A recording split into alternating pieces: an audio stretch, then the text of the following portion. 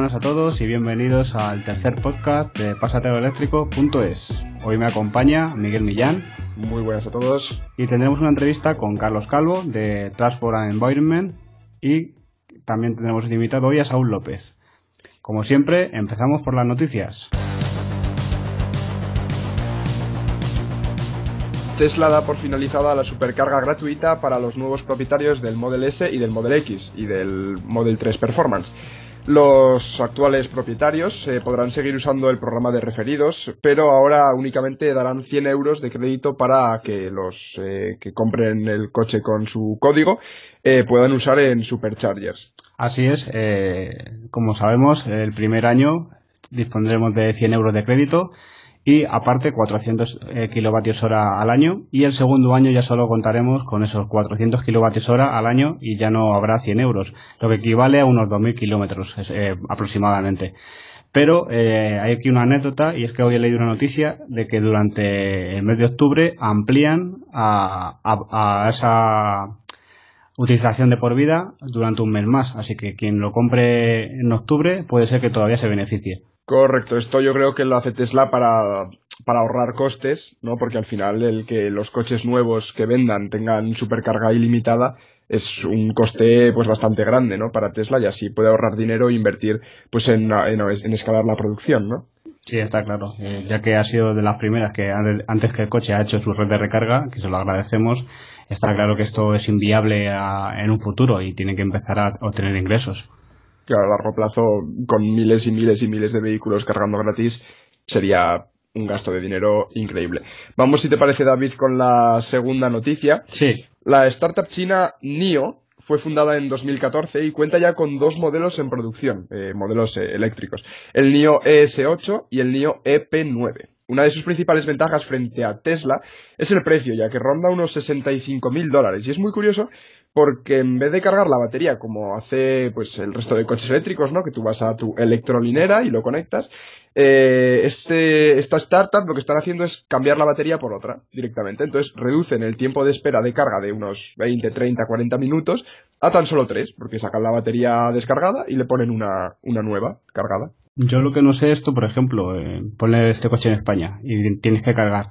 ¿Siempre va a estar disponible alguien de la empresa NIO para cambiarte esa batería? Claro, ese es uno de los problemas. Y luego otro es, ¿qué batería te van a poner? Porque puede que haya baterías en mal estado. Claro, sí, supongo que serán como las piezas actualmente que hay de canje y reconstruidas. A lo mejor son piezas que ya están usadas, reconstruidas, y la durabilidad no es la misma. Claro, porque al principio puede que estén muy bien, pero cuando haya unas que sean nuevas y otras que sean más viejas, igual en vez de, 400 kilómetros tienes 300. Esto es lo que dice mucha gente, que si no sería mejor siempre cambiar la batería en vez de cargarlas, y a mí no me parece viable, no lo veo muy al uso, la verdad. Está muy bien en el papel, pero luego hay que transmitirlo. Y eso que NIO tiene una amplia trayectoria con un coche, hizo el récord de velocidad en Nürburgring, el coche eléctrico. Tiene también, está en Fórmula E, creo que tiene también. Sí, uno de los récords, me parece. Sí, ahí está, y tiene también su tecnología ya desarrollada. Y lo que siempre me pasa a mí con los coches chinos, que dudo un poco, al igual que pasa con la marca BYD, que pueda llegar a Europa, porque siempre por estándares, ya sea de seguridad o de cualquier otra cosa, no suelen homologarlos. Y ese es el miedo que tengo yo, de que al final se quede en el tintero y sea un coche para China. Correcto, pues vamos con la última noticia de hoy. Hoy está siendo un poco breve porque ya veréis que la entrevista de luego es bastante extensa y bastante interesante. Así que se ha publicado que el Audi e-tron, el nuevo vehículo eléctrico de Audi, saldrá a la venta a finales de este año por unos 83.000 euros. Va a tener una autonomía de aproximadamente 400 kilómetros. Esto, bueno, se queda un poco corto frente a los 480 del Jaguar I-Pace. Y pues está un poco en la media, ¿no? De los 380, 430 del Model X de Tesla. Sí, la verdad que es otro competidor más. Está entre mitad de Model X y el Mercedes EQC Jaguar I-Pace, está ahí entre medias. Y la verdad que ha sorprendido, bueno, en nivel tecnológico, ya que cuenta con esos retrovisores que son cámaras que luego se proyectan en dos pantallitas a cada lado, y una tecnología nueva.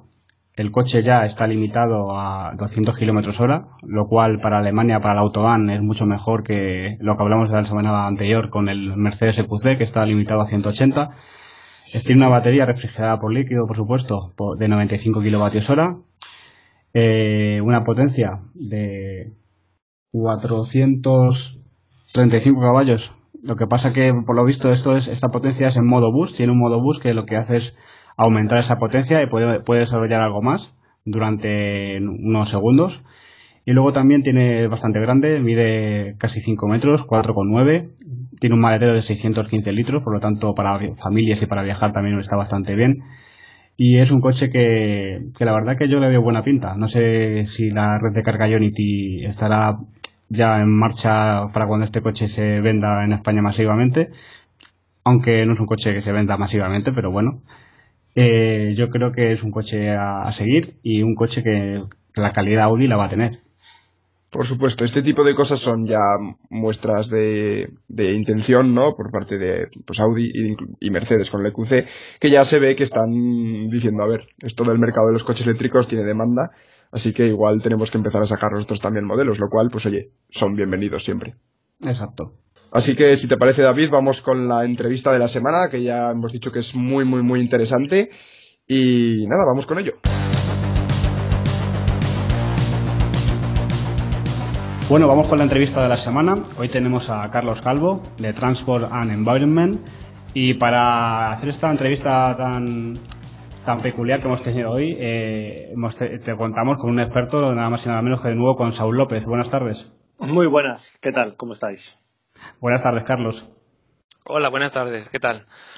Me tienes que explicar lo de peculiar, porque entro en la categoría de peculiar, pero bueno. Peculiar porque, te lo comento, porque es una página que consultamos, yo por lo menos consulto en redes sociales mucho, de Transport and Environment, y yo creo que es una de las pocas que dicen noticias en los tiempos que estamos reales sobre el coche eléctrico, y la verdad que es muy interesante y creo que va a dar a conocer a gente que nunca ha oído hablar de esta página, a que tenga un acceso a noticias veraces y reales sobre el coche eléctrico y de calidad, por supuesto. Pues gracias, me quedo conforme con la explicación y sin duda daros las gracias a vosotros por darnos la oportunidad efectivamente de darnos a conocer un poquito más entre el público en español. David, yo voy a empezar por echarte la bronca, porque ya me has estropeado mi primera pregunta, que era decirle a Carlos, ¿qué es Transport and Environment? Ya lo has dicho tú, joder. Bueno, pero todavía no he profundizado. Es verdad. Entonces, te dejo, Saúl, que empieces con la entrevista. Vamos allá. Carlos, lo que te decía, ¿qué es Transport and Environment? Cuéntanos. Vale, bueno, pues a pesar de que publicamos noticias que incluyen temas de coches eléctricos, no somos para nada un medio de comunicación, no somos un agregador de noticias ni nada parecido. Transport and Environment, que bueno, por su nombre completo en español lo podríamos traducir como la Federación Europea de Transporte y Medio Ambiente, es una organización no gubernamental, una ONG, sin ánimo de lucro, que a su vez agrupa a otras ONGs de todo el continente, y lo que nos une, tanto a nosotros como a nuestros miembros, es que tenemos la intención de hacer el sector de transporte un sector más sostenible y más seguro. Y mientras que nuestros miembros trabajan por cambiar las políticas a nivel nacional, a nivel regional, a nivel local y tal, nosotros trabajamos para intentar cambiar las políticas a nivel europeo. Es decir, allí donde Bruselas tiene competencias, allí estamos nosotros intentando influenciar las políticas de transporte. En España tenemos 4 miembros actualmente, que son ECODES, que es la Fundación de Ecología y Desarrollo, Ecologistas en Acción, Ecunión, y también la asociación, bueno, en catalán, la Asociación per la Promoció de Transport Públic. Perdón por mi pronunciación en catalán, que como habréis notado por el acento no soy exactamente de Cataluña. Sí, de Bilbao cerca, ¿no? Sí, de Vitoria, en verdad, casi alerta. Pero bueno, aquí en nuestra oficina de Bruselas, porque nosotros estamos en Bruselas, somos un equipo de unas 30 personas, las que trabajamos en temas tan diversos que van, pues, no sé, desde reducir las emisiones de los aviones hasta cómo evitar que se use aceite de palma en los coches diésel, ¿no? Entonces es un gran espectro, cada persona del equipo está especializada, evidentemente con el apoyo de un equipo de comunicación bastante potente, y bueno, a eso nos dedicamos en TNI, que es como le llamamos para abreviar. TNI, muy bien. Y bueno, Carlos, ¿cuál es tu rol? ¿Tú qué haces en concreto en TNI? Porque nos has dicho que hay varios equipos, gente especializada en diferentes áreas, entonces, ¿tu papel cuál es? Yo, mi título así que queda, el que aparece en la web que queda bien, soy como el responsable de análisis y clima. ¿Y eso qué significa? Manager, eso queda muy bien en redes sociales, queda, ¿no? más todavía. Claro. Análisis y clima, sí, análisis y clima. ¿Qué es? Sí. Entonces, por un lado, digamos que la parte de análisis me encargo de coordinar la parte más analítica, ¿no? Dentro de TNI, que incluye desde un control de calidad de los informes que sacamos, para que los números, los Excel que hacemos para hacer los cálculos del tipo de informes que publicamos, de que sean coherentes, de que tengan lógica y que no haya errores humanos, hasta abrir nuevas líneas de trabajo dentro de la organización, ¿no? La parte de análisis que, digamos, implica temas por empezar. En estos temas por empezar, pues en TNI hemos empezado líneas de trabajo como en el uso de gas natural en el transporte, que un pequeño paréntesis, no pensamos que sea una buena idea usar gas natural en transporte, pero bueno, eso si queréis lo dejamos para otro día. El uso de biocombustible en los aviones, o también el tema que estoy dedicándome ahora, en la parte de análisis, es en la interacción entre vehículos eléctricos y redes eléctricas, que si queréis luego os cuento un poquito más. Y en la parte de clima, a nivel europeo hay distintos objetivos, ¿no? Distintos objetivos y herramientas que marcan o que crean el marco genérico, digamos, de cómo reducir las emisiones de gases de efecto invernadero, las emisiones que causan el cambio climático a nivel europeo. Y, por ejemplo, había hasta hace poco la negociación de un reglamento nuevo, el conocido como Reglamento de Reparto de Esfuerzos, que marcaba un objetivo nacional para los sectores conocidos como difusos en España, que incluyen transporte, edificios, agricultura y tal, y había unos objetivos para 2030. Los objetivos estaban claros, pero se estaba definiendo la letra pequeña, ¿no? Y como todo en Europa, en la letra pequeña está el kit de la cuestión, ¿no? Entonces, pues a asegurarnos de que los objetivos fueran realmente lo que parece que es en el titular. Yo creo que te vamos a tener que mandar una propuesta cuando terminemos esta entrevista, una propuesta ahí de colaboración habitual o colaboración frecuente con este podcast. Bueno, podemos ser vuestro corresponsal en Bruselas. Claro, esto ya va cogiendo nivel, ya tenemos corresponsales. Bueno, Carlos, en concreto te hemos invitado hoy porque nos ha llamado la atención la publicación de un estudio por parte de TNI que hablaba de la puesta en marcha o del desarrollo de una infraestructura de puntos de carga para vehículos eléctricos en la Unión Europea. Esto se empezó a recoger y se empezaron a hacer eco de ello varios medios, o desde luego vi varios tweets al respecto de algunos medios que sigo por redes y por Twitter en concreto. Y todos se incidían en un titular muy llamativo, y era que ya hay suficientes puntos de carga y que el problema para que no veamos más coches eléctricos en nuestras carreteras no es la falta de puntos de carga. Entonces, eso también es una cosa que a menudo le oímos decir a los fabricantes de automóviles en la Unión Europea. Todos afirman que no producen más vehículos eléctricos porque no hay demanda para ellos. Y esto se debe, entre otras cosas, a la falta de una infraestructura. ¿Es esto cierto? A ver, nosotros pensamos que es lo que dice el informe, que eso es completamente una falacia. Nuestro informe lo que miraba era cuántos puntos de recarga había ya instalados en Europa, tanto de carga lenta como de carga rápida, y cuántos puntos de recarga estaban planeados instalar en los próximos 2 años, ¿no? En función de los anuncios de los distintos agentes que han prometido que van a instalar puntos. Y nuestro estudio no dejaba lugar a dudas. Lo que dejaba claro es que en Europa hoy ya tenemos puntos de recarga más que suficientes para la cantidad de vehículos que tenemos en circulación. Y no solamente para los que ya tenemos en circulación, sino que con la infraestructura, si no creciese, con la infraestructura que tenemos hoy, hay suficientes como para que haya más del doble de los vehículos que tenemos actualmente en circulación. Entonces, todo el cuento este de que que es primero el huevo o la gallina, ¿no? Y de que los fabricantes, pobres ellos, no pueden venderlos porque la gente no los compra porque no hay puntos de recarga. Nosotros creemos que no es verdad, porque no es que no los vendan, es que no te los quieren vender. Sí, me Y suena. ahí creo que fue el año pasado, hicimos otro estudio diferente, que contamos con ayuda de un consultor experto en gasto en marketing, y lo que encontramos, que en general en Europa, pero también hicimos datos para España, que los fabricantes de automóviles se gastaron en 2017, de todo lo que se gastaron en televisión, en prensa, en internet, y bueno, si uno enciende la tele en España o en otro cualquier país de Europa, está claro que no es poco, ¿no?, lo que se invierte en publicidad. Bueno, pues solamente el 1% de lo que invirtieron los fabricantes fue en publicitar vehículos eléctricos puros. Solo el 1. El 1%. Ya. Entonces, claro. Un apunte, Carlos, sobre que apoya tu teoría, además.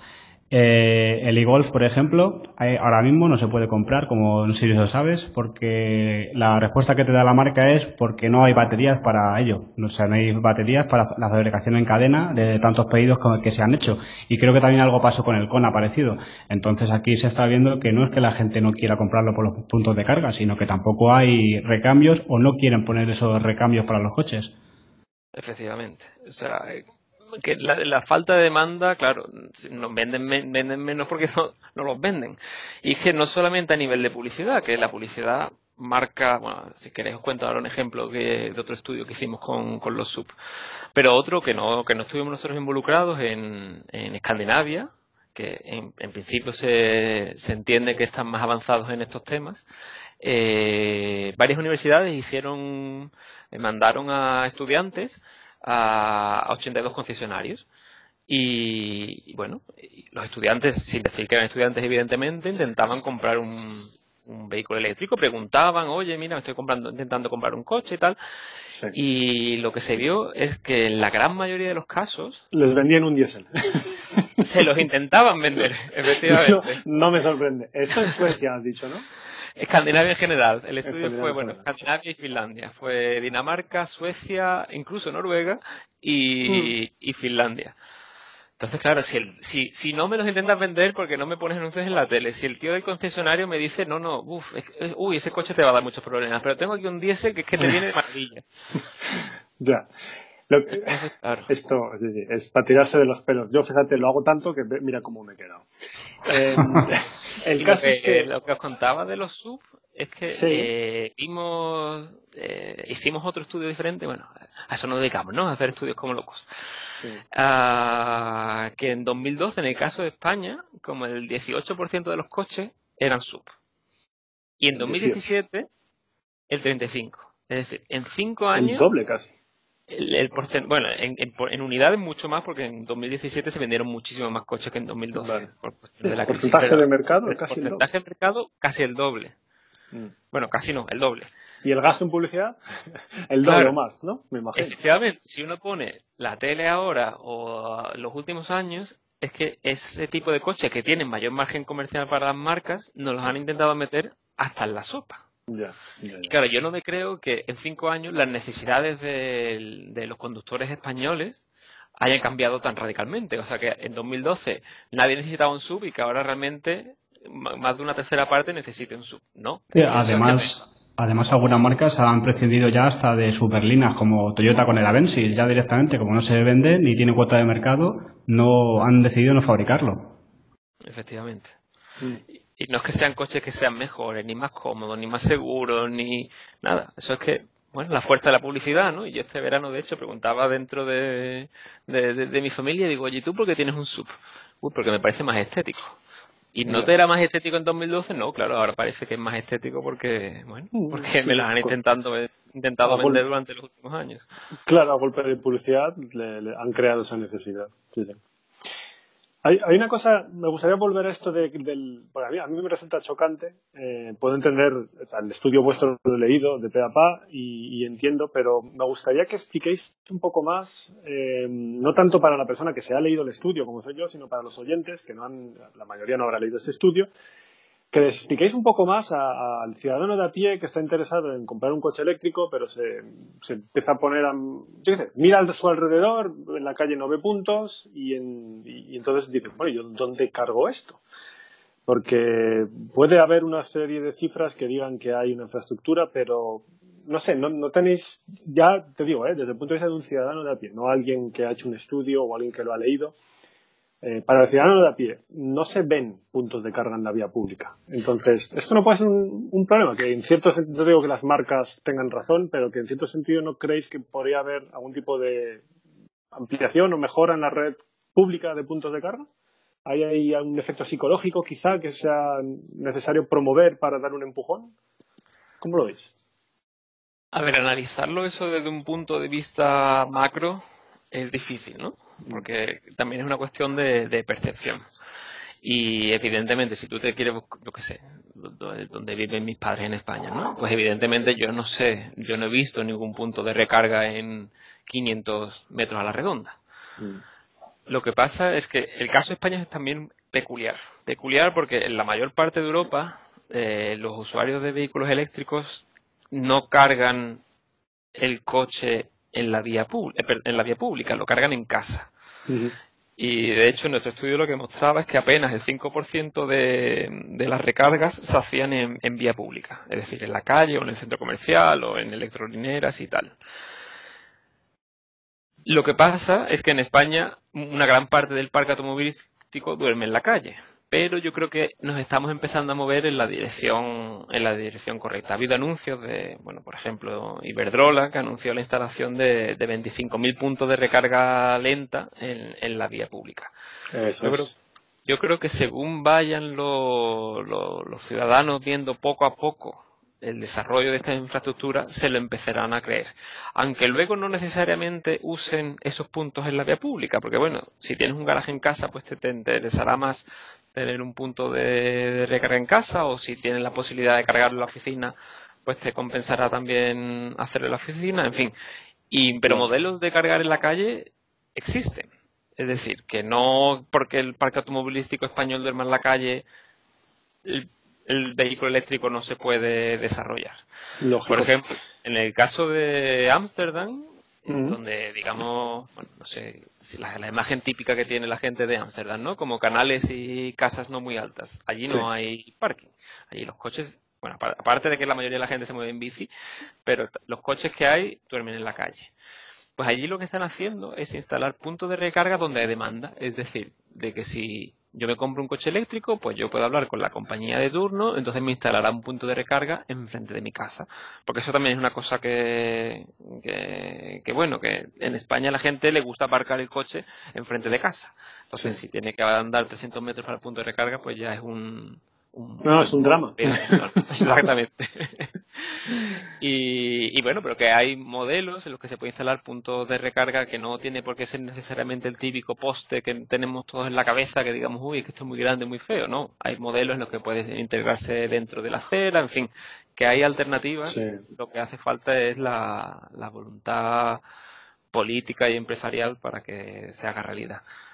Está claro. Y además también hay que tener en cuenta otra cosa, que yo te he hecho la pregunta trampa un poco para rebuscar ahí y profundizar en este asunto, pero si te paras a pensar se puede hacer la misma pregunta con un coche de gasolina o diésel. Tú sales a la calle y no te encuentras con gasolineras cada 500 metros. Es decir, salvo que tengas la suerte de que tengas una al lado, que es lo menos probable. Lo normal sería que vayas a tu alrededor y no hay ni una gasolinera. Lo que pasa es que, claro, llevamos con este modelo un siglo y ya sabemos que están. No necesitamos verlas, sabemos que están. Sabemos que te das una vuelta en coche, te conoces la que está más o menos cerca, vas para allá. Lo que yo veo es que, claro, esta infraestructura de puntos de carga en Europa no es quizá, como estáis vosotros señalando en vuestro estudio, un problema de que no esté o que haya pocos, sino quizá de que no sea visible o de que la gente no tenga conciencia de que ahí está y se puede utilizar, ¿no? Sí, también lo que se está viendo es que cuando el parque de vehículos eléctricos crece, también crece la infraestructura. Claro, es lógico. Y crece al mismo ritmo. O sea, nada más que tenemos que pensar en países como lo que he mencionado antes del caso de Ámsterdam y Holanda, el caso de Noruega. Los noruegos no es que estén desesperados dando vueltas por la calle porque no saben dónde cargar. Allí todo el mundo que tiene un coche eléctrico pues lo carga y punto. Sí. Es decir, que la infraestructura De hecho, lo que mostraba el estudio es que va un poquito por delante, pero según aparecen los coches en la calle, esos puntos también van creciendo. Es decir, que el argumento de que no existe la infraestructura, nosotros lo sentimos, pero no lo compramos. Y luego, hasta ahora hemos hablado un poco solo de los puntos de carga lenta o semirápida, para dejar el coche parado unas cuantas horas mientras duermes, mientras trabajas, etcétera.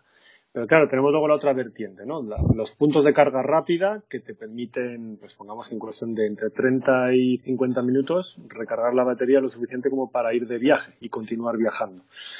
Esto, en vuestro estudio, se ve que hay pues digamos como un reparto desigual por la Unión Europea.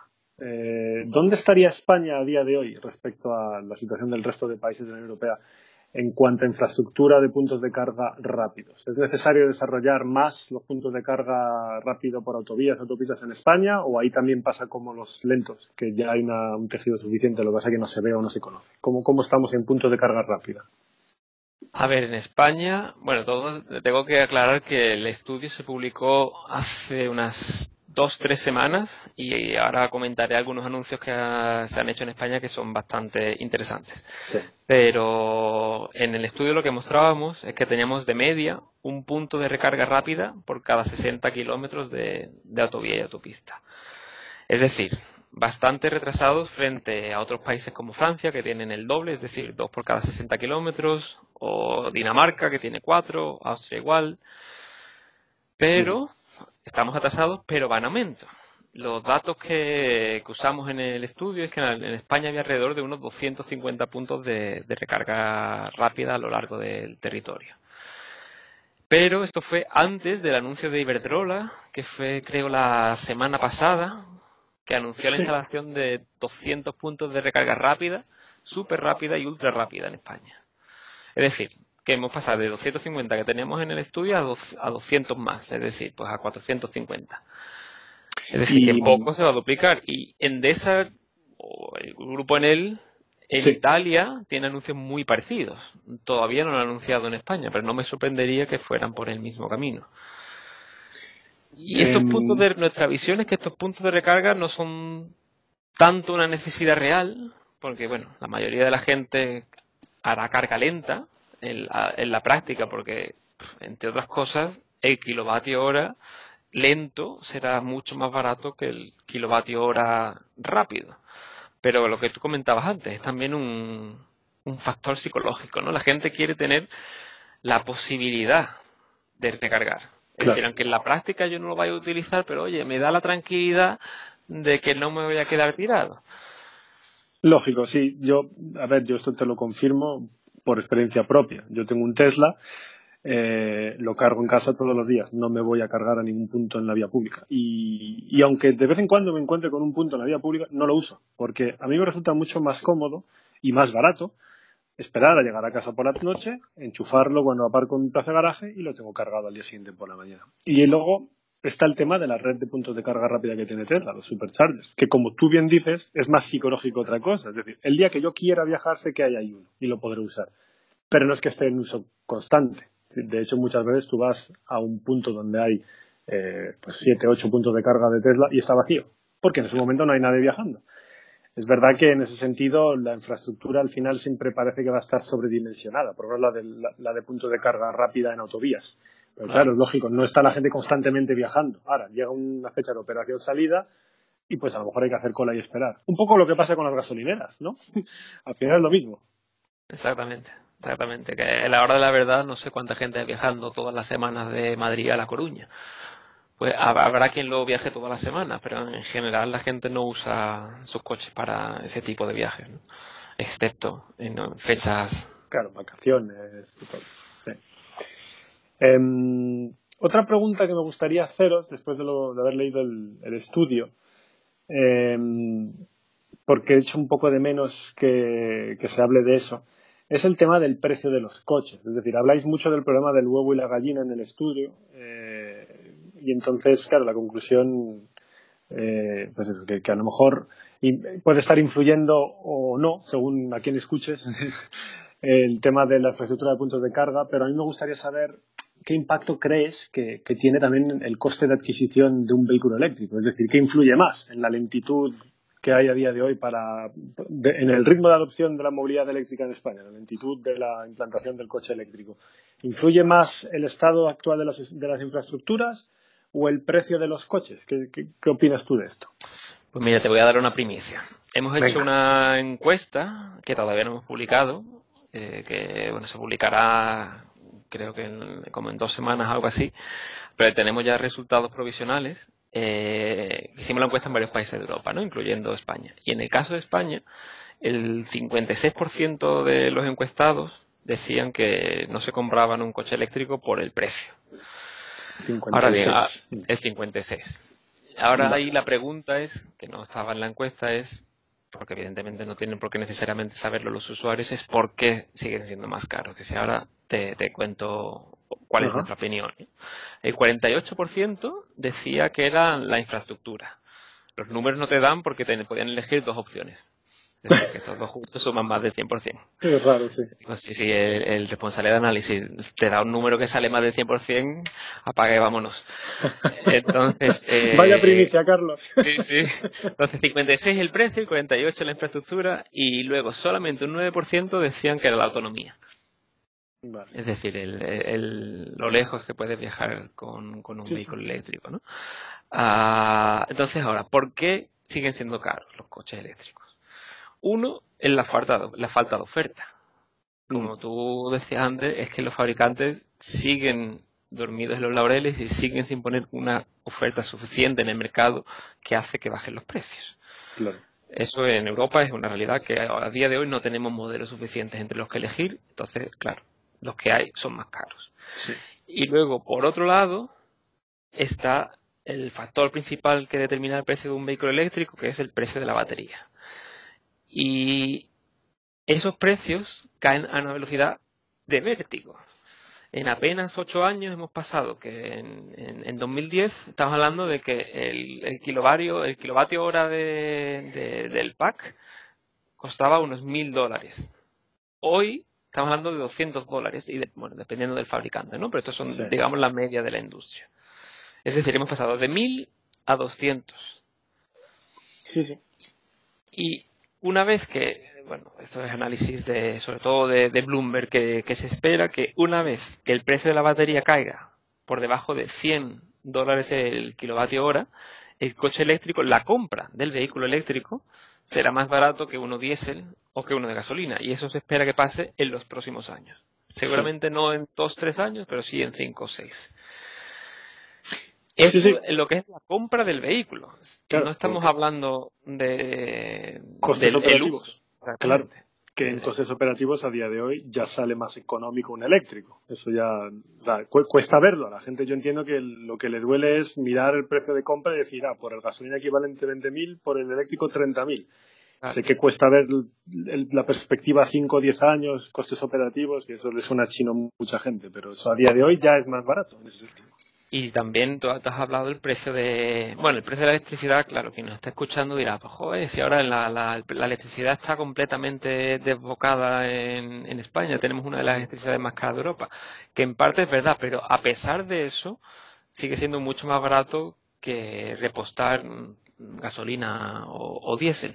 Pero es que además, si tú tienes un coche eléctrico, pues también puedes tener tarifas especiales. Hay una tarifa en España que de hecho se llama tarifa coche eléctrico, que si lo recargas entre la 1 de la mañana y las 7 de la mañana, el precio por kilovatio hora es prácticamente de risa. Claro. Sí, ahí yo recuerdo se han publicado más de un estudio diciendo que entonces recargando en ese tipo de tarifa te cuesta recorrer con un eléctrico 100 kilómetros recorridos te cuestan €1 en electricidad. Yo te pongo un ejemplo, Saúl, yo tengo esa tarifa, la llamada Supervalle, y pago por la noche, creo que lo tengo de 1 a 6 de la mañana, se paga el kilovatio 0,06 céntimos. 0,06. Sí. Casi regalado. Que no quita que en España todavía haya trabajo que hacer, porque por ejemplo lo que se paga en España por el término de la potencia es, digamos, bastante diferente a lo que hay en otros países de nuestro entorno, ¿no? Está claro. Y mientras que el precio del digamos, de la compra no sea igual al de la gasolina al diésel, hay herramientas que se pueden usar para intentar equipararlos, ¿no? Por ejemplo, acceso a financiación en condiciones ventajosas, porque bueno, al fin y al cabo suponen una ventaja para la sociedad frente a otro tipo de vehículos como de gasolina o el diésel o el de gas. O también, por ejemplo, que el impuesto de matriculación, que en España prácticamente ha desaparecido, no ha desaparecido formalmente, pero que la mayor parte de los coches no lo pagan, porque los límites por los que tenían que cumplir eran basados en unos tests que sabemos que eran un fraude, y de hecho ahora en España, a pesar de que el nuevo test ha entrado en vigor en septiembre, en España el gobierno le ha dado una moratoria para que puedan seguir usando los valores del test antiguo y sigan sin pagar impuestos. Mírales qué majos, ¿has visto? En fin. Entonces, claro, si el impuesto de matriculación fuese real para los coches que contaminan más, significaría que la diferencia entre un eléctrico y uno de combustión sería menor que en la actualidad. Entonces, bueno. Totalmente. Mira, claro, tú trabajas en Bruselas o estás mucho tiempo en Bruselas y tienes mucha mayor visibilidad de lo que se cuece en otros países, ¿no? Pero claro, hablando contigo, te das cuenta una y otra vez de que aquí se ve que en Europa hay como grupos de países que van a diferentes velocidades, unos están más avanzados, otros no, y eso por supuesto también se ve en lo que es la adopción de la movilidad eléctrica, la adopción de los vehículos eléctricos. Así que claro, uno se imaginaría, probablemente los escandinavos, los alemanes, franceses estén en el grupo de cabeza, y en el grupo de cola, pues a lo mejor tenemos los últimos en llegar a la Unión Europea, ¿no? Y la pregunta es, ¿dónde está España dentro de estos diferentes ritmos de adopción? ¿Estamos más bien cerca del grupo de cabeza, más bien a la cola? ¿Cómo va España en la adopción de la movilidad eléctrica? Hombre, en España vamos regular. No diría yo que estamos en el furgón de cola, porque bueno, la Unión Europea es muy diversa y tenemos países del este que están peor. Que están peor todavía que nosotros, efectivamente, pero queda mucho por hacer. Claro. Y la pena es que, bueno, lo que nosotros intentamos es que nadie se quede atrás mediante la adopción de políticas a nivel europeo. Y de hecho, ahora estamos en el auge de una negociación que podría establecer unos porcentajes de venta de vehículos cero emisiones, unos porcentajes, digamos, unas cuotas mínimas, ¿no? Tanto en 2025 como en 2030. ¿Cómo va esto? ¿Cuáles son las últimas novedades? ¿Al final se impondría una cuota o lo limitarían a un porcentaje de emisiones de CO2, un 30, un 40, respecto al actual? ¿Cómo van las últimas novedades de Bruselas?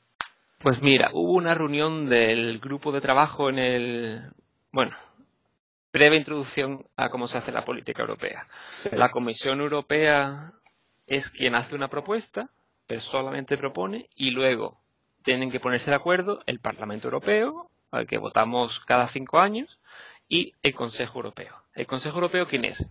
La suma de los gobiernos nacionales. Es decir, el gobierno de Madrid, de París o de Roma manda a un señor que negocia en el nombre del país. Es decir, el Consejo Europeo son los países. Bueno, pues ayer hubo una reunión del Consejo Europeo, de un grupo de trabajo específico, y la verdad es que lo de las cuotas no sabemos si va a salir del todo. Nosotros pedimos un 20% en 2025 y entre un 40 y un 60% en 2030. El objetivo de CO2, es decir, de cuánto tendrían que reducir las emisiones los coches frente a 2021 en 2025 y en 2030, parece que el Parlamento y el Consejo están medianamente de acuerdo en que sean más ambiciosos que la propuesta de la Comisión. Estamos hablando de un 35-40, pero el sistema de cuotas hay dudas. Y de hecho nos sorprendió bastante porque claro, nosotros no estamos, esas reuniones del Consejo son a puerta cerrada, pero bueno, en esta ciudad todo se sabe, ¿no? Pero el gobierno la posición española ayer fue bastante positiva en cuanto al porcentaje de reducción de CO2, que apoyaba a 35-40, pero España estaba en contra al sistema de cuotas. Es decir, unos porcentajes mínimos de vehículos cero emisiones. Lo que nos preocupa bastante, porque, a ver, en el contexto la gente piensa pues en el vehículo eléctrico, pero aquí en Bruselas lo que estamos pensando es, según el Acuerdo de París, para el año 2050 tenemos que estar en cero. Mal vamos, Y 2050 parece que está lejos, pero está a la vuelta de la esquina. Sí. Es decir, de hecho antes de ayer se publicó un estudio de un instituto de investigación alemán que decía que para alcanzar, con el 50% de probabilidades, no 100% ni siquiera, los objetivos del Acuerdo de París, en 2030 tendríamos que vender el último coche de gasolina o diésel puro. 2030. Y ahora estamos hablando que no nos podemos poner de acuerdo si en 2030 tenemos una cuota que nadie habla que sea del 100%. Claro. Estamos hablando pues entre un 40 y un 60%. Pues ni eso. Entonces, la verdad, desde aquí, si me está escuchando alguien del Ministerio de Industria, por favor, revisen esa posición, y no solamente desde un punto de vista ambiental, sino también incluso desde un punto de vista de política industrial. Porque no se nos puede olvidar que en España somos un país que el sector industrial más fuerte es el sector automovilístico. Y es que las marcas están invirtiendo no en Europa. Hicimos otro estudio diferente en el que vimos dónde estaban invirtiendo los fabricantes europeos. No estoy hablando dónde estaban invirtiendo los chinos, no, dónde estaban invirtiendo Volkswagen, Mercedes, Renault, Peugeot, etcétera. Sí, en China, ¿verdad? Exactamente. Me recuerdo el estudio. Vimos que las inversiones comprometidas o prometidas eran 21.000 millones de euros en vehículos eléctricos en China. Otra vez, estos son los fabricantes europeos, la financiación, o sea, lo que estaban invirtiendo los fabricantes europeos. Bueno, pues esos mismos fabricantes europeos iban a invertir 3.000 en Europa. Estamos hablando 7 veces más en China. ¿Por qué? Porque China tiene unas obligaciones concretas de venta de vehículos cero emisiones 2019, 2020. ¿Tienen cuotas? Tienen cuotas. Claro. Y aquí estamos pensando en cepillar las cuotas que propuso la Comisión. Que bueno, la propuesta de la Comisión dejaba que desear, porque eran solamente incentivos y no obligaciones, pero es que lo que se estaba hablando ayer era de cepillarse las cuotas. Entonces, como sigamos así, al final vamos a acabar comprándonos un Mercedes fabricado en China, porque van a ser allí donde están las fábricas. Yo creo que la tendencia no es si la transición hacia vehículos eléctricos o vehículos cero emisiones va a pasar. Yo creo que es irremediable y que va a pasar. Claro. La cuestión es ¿cuándo? ¿Y dónde? ¿Y dónde? Efectivamente. ¿Verdad? Y en Europa o nos ponemos las pilas, que nunca mejor dicho, totalmente, o llegamos tarde. Porque es que entonces las fábricas nuestras no es que vayan a tener que cerrar ciertas líneas de producción, es que van a tener que cerrar porque vamos a importar los vehículos de China. Y para más Indri, los vehículos de marcas europeas fabricados en China, porque es allí donde están construyendo las fábricas de este tipo de vehículos. Claro. ¿Y cómo podemos mejorar estas perspectivas para acelerar no solo la adopción de la movilidad eléctrica en Europa, sino encima también su fabricación, para que esto favorezca el tejido industrial y la economía europea? ¿Quién tendría que intervenir? ¿Cuál es la visión de TNI o las recomendaciones que puede tener TNI para acelerar esta transición y que además lo hagan los europeos en Europa, en vez de cederle el testigo a los chinos o a los americanos, y encima, además de hacerles el testigo, toma, te doy 21 millones junto con el testigo? ¿Esto cómo se revierte esta tendencia? Hombre, lo que comentaba antes, la oportunidad ahora es clarísima. El texto del reglamento se cerrará en los próximos meses y tenemos dos opciones. O bien establecemos un sistema de cuotas como el que tiene China y conseguimos que vuelvan las inversiones a Europa, o no hacemos nada y perdemos el carro. Pues veo que se está jugando un partido clave estos días en Bruselas. A ver si no nos quedamos demasiado atrás. Pero es importante que la gente pues siempre que sale en prensa en España, no se habla Bruselas y parece como un ente abstracto que no se sabe muy bien si es Juncker o quién es. No. Aquí es la voz del gobierno español y la voz de los eurodiputados españoles que fueron votados en las elecciones de hace 4 años y medio. Es decir, Bruselas no es un ente difuso. Bruselas es el gobierno de España representado en torno a una mesa con otros 27 países y los eurodiputados españoles. Es ahí donde debemos estar seguros de que el mensaje llega de que no queremos perder ese carro. Totalmente de acuerdo. Bueno, yo creo que ya te he entretenido bastante, te hemos retenido aquí mucho y te hemos acosado con muchísimas preguntas. Quizá sería buena idea volver a participar en otro podcast en un futuro, porque estoy convencido de que podéis aportar mucho, tanto tú como Carlos, es decir, a título particular, pero también como una especie de portavoz que te acabamos de nombrar ahora mismo sobre la marcha de TNI en nuestro podcast de Pase Eléctrico. Así que, David, salvo que tú tengas algo guardado ahí, que tengas en reserva alguna preguntilla más para Carlos.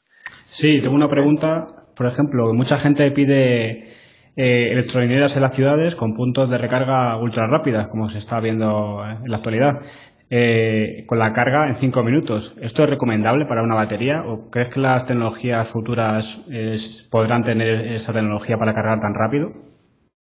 A ver, la tecnología... Bueno, es verdad que todavía no hay puntos de recarga ultra rápidas o muy pocos a 350 kilovatios, pero nosotros somos un poco escépticos a que ese sea el modo de carga habitual. ¿Por qué? Bueno, tiene las ventajas, ¿no?, de que si las electrolineras existen, que bueno, que comentábamos antes, ¿no?, que la gente dejará de estar ansiosa porque bueno, sabe que puede cargar el coche cuando quiera y rápido, pero a la hora de la verdad seguramente no lo carguen así. En las ciudades sí se deben de instalar un número limitado en sitios altamente visibles para que bueno, la gente, este factor psicológico ya no esté, ¿no? Pero a la hora de la verdad, si todo el mundo cargase así, el impacto sobre la red eléctrica sería muy importante. Es decir, tendríamos que reforzar la red eléctrica que existe bastante, por lo que al final eso supondría un coste, que al final ese coste tendría que terminar en la factura. No tiene tanto sentido. Es decir, que tienen que existir, pero que no debe ser como la gente cargue en su mayoría. Porque un coche eléctrico, al fin y al cabo, pues es una batería sobre ruedas, ¿no?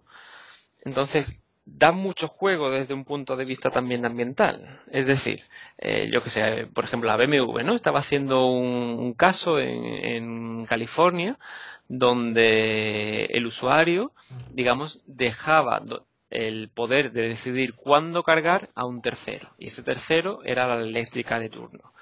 La eléctrica de turno tenía el problema que como tienen una instalación de fotovoltaica tan alta que a horas centrales del día la electricidad les salía por las orejas y la tenían que regalar a los estados vecinos.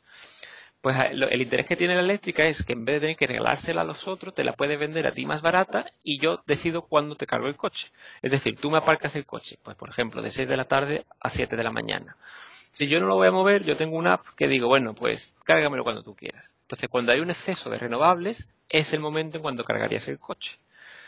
Y eso tiene la ventaja de que permitimos que el vehículo eléctrico sea un complemento al desarrollo de la producción de electricidad a partir de fuentes renovables. Y esto, desde un punto de vista técnico, por ejemplo, todos los BMW i3, la parte telemática de conexión con un tercero lo traen por defecto. Es decir, que no estamos hablando del mañana. Lo de la carga inteligente es una posibilidad que existe ya hoy. Y si ya le damos, rizamos el rizo, que todavía está en desarrollo, pero que ya hay casos piloto. Por ejemplo, en Reino Unido tienen más de 1000 coches así, que son los Nissan Leaf. El coche devuelve electricidad a la red.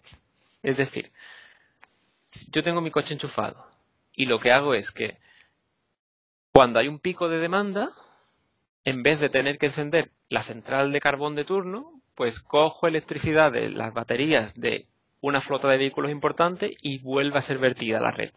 Por lo que me ahorro tener que encender la central de carbón. Y luego, cuando vuelva a hacer sol, o vuelva a soplar el viento, o la renovable que sea, se recargan las baterías. Es decir, Eso que es. tiene mucho juego para también limpiar el sistema eléctrico. Sí, sin duda hacia la movilidad sostenible, como anuncia este podcast, ¿no, Saúl?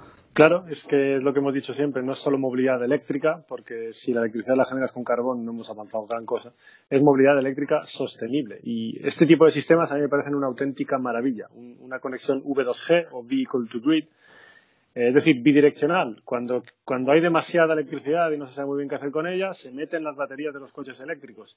Y cuando, como acabas de explicar, Carlos, de repente hay un pico de demanda y nos vemos obligados a ponernos a producir más electricidad y que probablemente tenga que venir de una central térmica, un ciclo combinado, lo que sea, no enciendas, no pongas en marcha esa central térmica, no contamines quemando carbón, sino que coge ese exceso de electricidad que generaste con fuentes renovables y que almacenaste en baterías sobre ruedas, coches que tienen sistema V2G. Y así todo el sistema es mucho más sostenible. Eso para mí es la clave, está clarísimo. Claro. Y con las electrolineras, esas otras ventajas no las puedes tener. Porque claro, la electricidad llega, ese pico de demanda, ¡bam!, cargas el coche y ya está. Entonces, claro, para los coches que al fin y al cabo pues están aparcados prácticamente todo el tiempo, no tiene mucho sentido pudiendo aprovecharlo para este otro tipo de cosas. Y yo, antes de terminar, me gustaría decir una cosa, porque si no, para los miembros de TNI que trabajan más a nivel nacional o regional o incluso local, en TNI trabajamos a nivel europeo y donde existen las competencias son en definir cómo será el coche del futuro, ¿no? Pero evidentemente, sobre todo en las ciudades, nuestra visión es que tenemos que movernos poco a poco a un sistema de movilidad compartida, no un sistema de movilidad individual como el que tenemos hoy, especialmente en las ciudades, claro, en el que haya uso de transporte público, en el que haya medios de transporte activos como la bici, en el que en los recorridos en los que no tengamos ninguna otra opción, pues en ese caso sí usemos motos y coches eléctricos, pero que no es que y compartidos. Exactamente. ¿Verdad? Claro. Exactamente. Nosotros no queremos llenar las ciudades de coches eléctricos porque tampoco pensamos que esa sea la solución, pero los muchos o pocos coches que haya en el futuro que contaminen lo menos posible, y en este caso el sistema más eficiente pues serían los coches eléctricos. Totalmente, eso también es movilidad eléctrica sostenible, reducir el número de vehículos y utilizarlos de forma mucho más eficiente. Al final todo esto es eficiencia, hacer más con menos, esa es la clave. Pues muchas gracias, Carlos, por haber estado en el podcast. Espero que te haya gustado. Y como dice Saúl, tienes la puerta abierta para participar siempre que quieras, que los oyentes te lo agradecerán. Yo cuando queráis, que como veis me enrollo bastante y siempre tenemos muchas cosas que contaros. Perfecto, fichado. Como van a venir muchos estudios de TNI, seguramente te tengamos aquí muchas veces. Al final nos vas a mandar al carajo. Dejadme ya, no quiero participar. Y muchas gracias, Saúl, también por haber estado ahí como portavoz del podcast y haciendo las preguntas a Carlos. Muy bien, gracias. Muchas gracias a vosotros. Bueno, pues muchísimas gracias a Carlos y a Saúl por estar hoy aquí y vamos con la sección del oyente de la semana.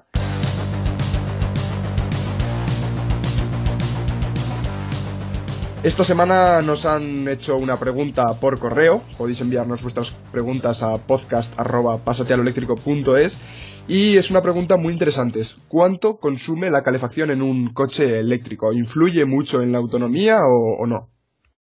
Sí, la verdad que es un tema que mucha gente pregunta y tiene en mente.